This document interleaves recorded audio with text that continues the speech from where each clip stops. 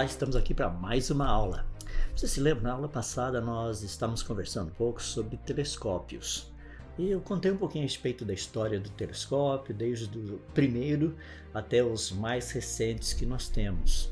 Então vai ser uma coisa muito importante se você fizer uma boa revisão e esteja com isso assim bem fresquinho na sua mente, porque quando nós tratarmos da cosmologia atual, principalmente cosmologia Big Bang, nós vamos falar muito a respeito dos telescópios. Então, vou ter que usar bastante essa informação que eu passei para você na nossa última aula, tá bom? Hoje, o que eu queria tratar com você está relacionado com a cosmologia do universo dinâmico. Essa é uma parte assim bem legal, porque tem muito a ver com muitas descobertas ali no século XIX. Então a gente vai tratar um pouquinho delas, eu vou falar um pouquinho a respeito delas, as implicações, para daí a gente ver onde nós estamos nessa parte da cosmologia atual. Tá? Mas só para a gente voltar um pouquinho, deixa eu colocar algo aqui para você relembrar. Eu falei a respeito da cosmologia pré-moderna e foi na aula anterior a essa do telescópio. E ali eu falei a respeito especificamente de que as pessoas tinham assumido que o universo era praticamente estático. Ele possuía muitas, assim, pequeniníssimas variações quando comparados com o tamanho do mesmo. Ali eu falei a respeito do Nicolau Copérnico, do Johannes Kepler, Galileu Galilei, Isaac Newton e de alguns outros também. Então nós tratamos dessa cosmologia que é um universo assim parado, estático, ou seja, as estrelas estavam sempre no mesmo lugar. Lembra que nós estamos falando de uma certa época em que ainda o telescópio não tinha uma boa resolução. Muitas coisas que se viam no espaço, mesmo usando os telescópios da época, elas eram chamadas de nebulosas. Só para você ter uma ideia, no fundo elas eram galáxias. Mas como a resolução não era boa, parecia assim um negócio meio nebuloso, daí a ideia de nebulosa.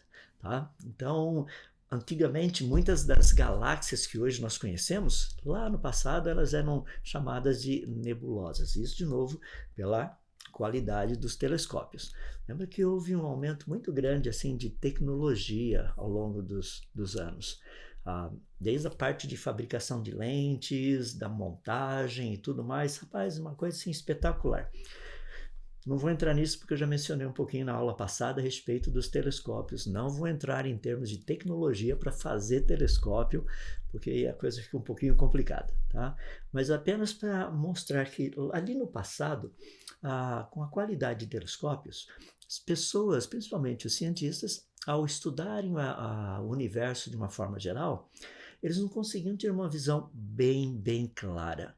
Para você ter uma ideia, um telescópio super possante conseguiria ver apenas 4 luas de Júpiter, quando Júpiter possui mais de 60 luas. Tem um monte delas lá. Então, só para ter uma noção eu não vou dizer da qualidade, mas na época, o que a tecnologia poderia oferecer. Tá? Então, vamos entrar hoje numa parte que é bem legal, que eu queria falar a respeito desse universo que achava-se que era estático, daí percebeu-se que o universo era dinâmico. Então nós vamos falar um pouquinho a respeito da cosmologia do universo dinâmico. E eu queria falar um pouquinho a respeito de duas pessoas que fizeram propostas muito interessantes. A primeira delas é Thomas Wright. Ele viveu lá nos anos 1700. Thomas Wright, ele considerava a possibilidade da Via Láctea ser um disco ou uma esfera de estrelas girando ao redor de um centro. Lembra que nós estamos falando dos anos 1700, tá? Então, o conhecimento, a visão que se tinha era assim algo bem limitado mesmo com os telescópios da época. No entanto, Thomas Wright já fez uma consideração espetacular com respeito à época dele. Porque se você olhar assim numa noite bem clara, você vai perceber que nós temos por volta, seriam visíveis assim, cerca de 3.000 estrelas. Dá para perceber que não é tanto assim, né? Então, na época, quando os primeiros telescópios apareceram, foi possível ver muito mais estrelas, inclusive essas manchas, essas nebulosas que eu citei agora de pouco. Mas Thomas Wright, ao observar tudo isso, ele considerou a possibilidade Olha só, disso que nós chamamos de Via Láctea, aquela nuvem de estrelas que nós temos no céu, ser literalmente um disco de estrelas, ou seja, a gente está no meio desse negócio aí, e todas essas estrelas girando ao redor de um centro. Mas foi uma coisa assim muito interessante. De novo, estamos falando ali nos anos 1700. Teve um outro que também mencionou algo muito interessante, que está relacionado com aquilo que nós conhecemos um pouco hoje, tá? Pelo menos conhecemos em termos de propostas. Foi Immanuel Kant. Kant sugeriu que, no início, o universo era constituído por uma distribuição infinita de gás, o qual, através da atração gravitacional, teria formado a matéria que deu origem às galáxias. Percebe? Essa foi uma das primeiras propostas assim muito parecidas com aquilo que nós temos hoje dentro da cosmologia do Big Bang. É muito legal a gente parar e pensar a respeito disso, porque percebe, não é uma ideia nova. Kant viveu lá nos anos 1700, faleceu em 1804. Então nós temos assim, já nos anos 1700, uma ideia de que no início gases no universo teriam passado por um processo de agrupamento, ou seja, começar a juntar por meio de atração gravitacional. Bom, essa aí foi uma das propostas bem interessantes que a gente teve lá nos anos 1800. Agora, um dos últimos que falou muito a respeito dessa ideia de um universo dinâmico, mas até certo ponto estático, foi Albert Einstein. Einstein foi um dos últimos cientistas a propor um universo estático, eterno, mas dimensionalmente infinito. Olha só que interessante. A ideia de que o universo sempre teria existido. Tá? Então haviam duas linhas de pensamento. Uma é que o universo teria tido um início e outra é que o universo não teria tido um início, ou seja, o universo seria eterno. À medida que mais e mais se estudava, foi conhecendo assim, ficou mais fácil perceber que tudo indicava que o universo havia, tecnicamente, tido um início. Mas ainda tinha muita coisa para ser descoberta e tudo mais. E é em cima disso que surgiu, lá ainda nos anos 1800, uma nova proposta com respeito à cosmologia. E essa é a proposta que ficou conhecida como a cosmologia da morte do universo. Deixe-me explicar. Várias descobertas durante os anos 1800 demonstraram que o universo tinha algumas características muito interessantes relacionadas com como ele se desenvolve, o que acontece à medida que o tempo passa. Então, essas descobertas ajudaram a perceber algo muito interessante. Primeiro, percebeu-se que o universo tem uma temperatura. Tá? Fora do planeta Terra, o universo não é tão quente, era praticamente frio. Não se sabia quanto, mas sabia-se que era mais frio. Ou seja, o que foi pensado foi algo mais ou menos assim. As estrelas estão produzindo calor e elas estão aquecendo o universo. Então, essa temperatura, à medida que as estrelas vão produzindo calor, elas também, obviamente, vão esfriando. E a temperatura do universo vai subindo. Vai chegar a um ponto que as duas vão estar em equilíbrio. Quando isso acontecer, o universo literalmente morreu. Isso ficou conhecido como morte pelo calor. Tá? Ou seja, frio e quente. Estrelas quentes, universo frio. À medida que o tempo vai passando, os dois vão se aproximando, a temperatura vai aproximando, até chegar a um ponto que as duas são iguais. Quando as duas temperaturas são iguais, literalmente nada mais acontece. Para a gente tratar um pouquinho disso, é bom a gente ter uma noção de uma área muito legal que é conhecida como termodinâmica. Aí você tem praticamente as 4 pessoas que mais influenciaram na termodinâmica. Você tem Nicolas Sadi-Carnot, você já deve ter ouvido falar do ciclo de Carnot, ele é o responsável por isso, embora ele tenha falecido muito jovem, acho que, se não me falha a memória, com 36 anos. Você tem também James Prescott Joule, você tem Rudolf Clausius e tem o Lord Kelvin. Esses 4, praticamente, foram os pais da chamada termodinâmica. Deixa-me dar um ponto aqui muito interessante, que Um pouco antes dessa época, acreditava-se que o calor passa de um corpo quente para um corpo frio através de uma suposta substância chamada calórico. Isso era aceita pela maioria dos cientistas da época. Ou seja, calor passa de um corpo quente para um corpo frio através do calórico. Obviamente, se você estiver ouvindo isso, talvez seja a primeira vez que você esteja ouvindo isso, e tem uma razão. Por quê? Porque a maioria dos cientistas estava errada. Ou seja, calórico nunca existiu. E foram através dos estudos ali dos anos 1800 em que foi possível descobrir de forma mais específica como que calor passa de um corpo para outro. Isso daí a gente tem a ideia, literalmente, da termodinâmica. Então a termodinâmica foi uma ciência assim nova, surgiu ali nos anos 1800, final dos anos 1700, comecinho dos anos 1800, e foi uma ciência assim que revolucionou literalmente a ciência de uma forma específica, tá? É uma área da ciência que teria literalmente assim, eu iria dizer que ela transformou o nosso conhecimento científico. Principalmente porque dela, da termodinâmica, vem 4 leis específicas e eu gostaria de falar de cada uma dessas leis para você entender um pouquinho, porque nós vamos entrar no Big Bang na nossa próxima aula. Então a gente vai tratar um pouquinho disso daí. Então é importante a gente conhecer essas 4 leis da termodinâmica. Lembra?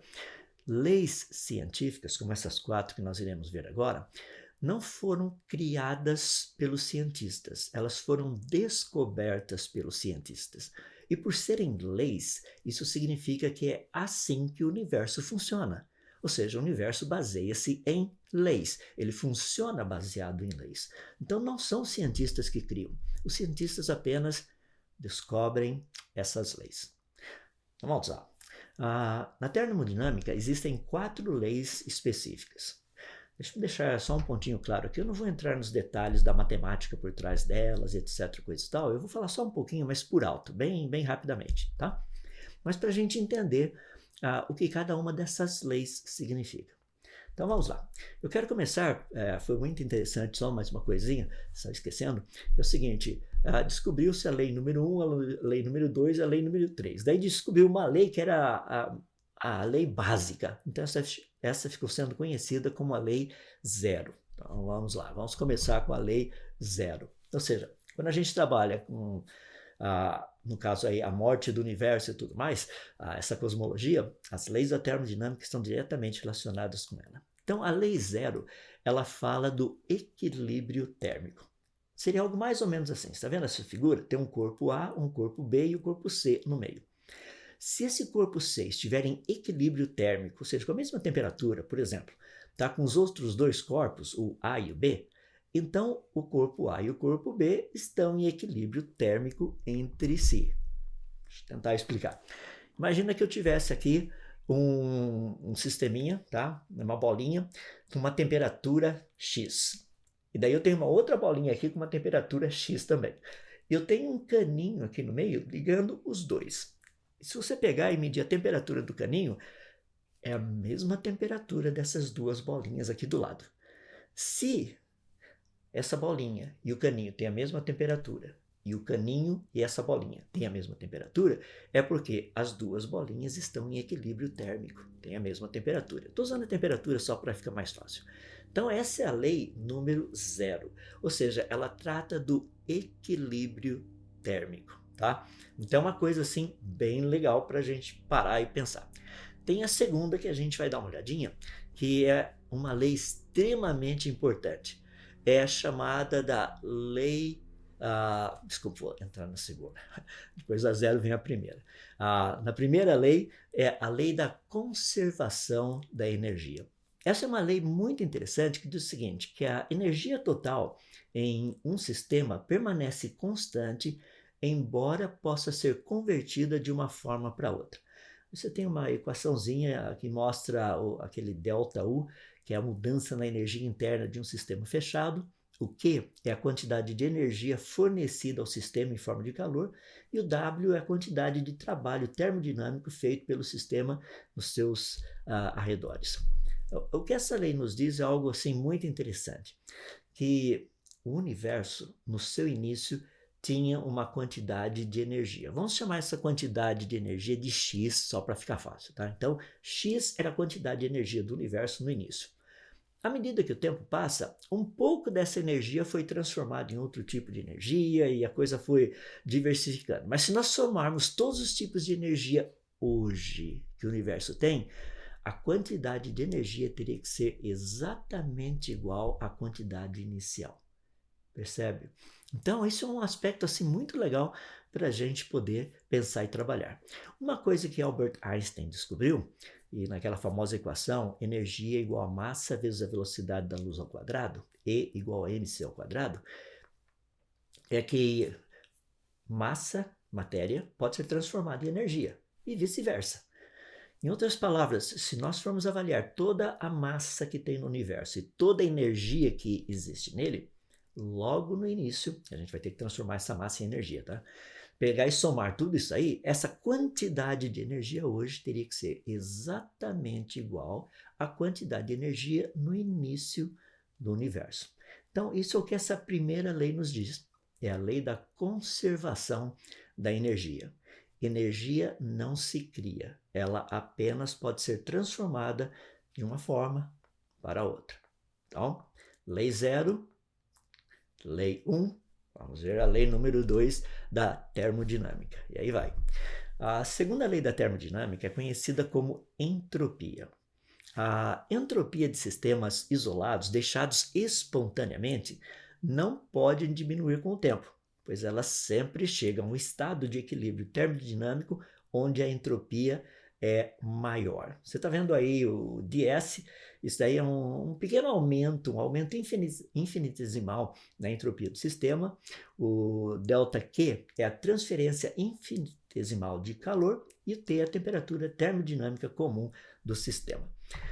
Deixa eu tentar colocar assim de uma forma para a gente entender.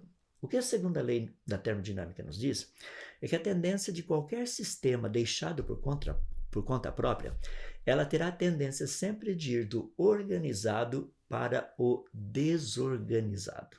Isso é normal, a menos que haja uma intervenção sobrenatural no negócio. Sobrenatural, que eu estou pensando especificamente em termos científicos, é quando você consegue colocar um pouco de energia no sistema. Então, colocando energia no sistema, você consegue fazer com que ele deixe de ser tão desorganizado e fique um pouquinho mais organizado. Tá?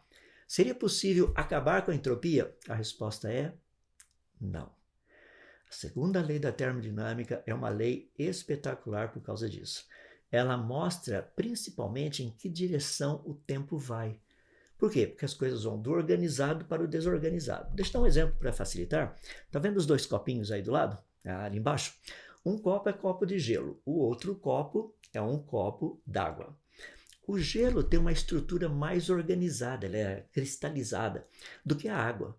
E se você aquecer a água, o que acontece? Vira vapor, fica menos organizado ainda. O gelo você consegue pegar, a água já fica um pouco mais difícil e vapor é praticamente impossível. Ou seja, à medida que você vê essa dinâmica acontecendo, só estou exemplificando aí, que entropia em todos os sistemas só aumenta, ela nunca diminui.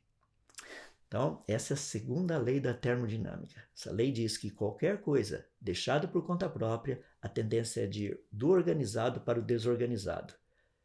Isso acontece inclusive no universo. Tá? E aí nós vamos para a terceira lei da termodinâmica, que é uma lei bem interessante, que é a seguinte. A terceira lei, ela está relacionada também com a entropia. Que ele diz assim que a entropia de um sistema se aproxima de um valor constante quando sua temperatura se aproxima do zero absoluto. Eu vou usar o exemplo que está aí para você dar uma olhadinha.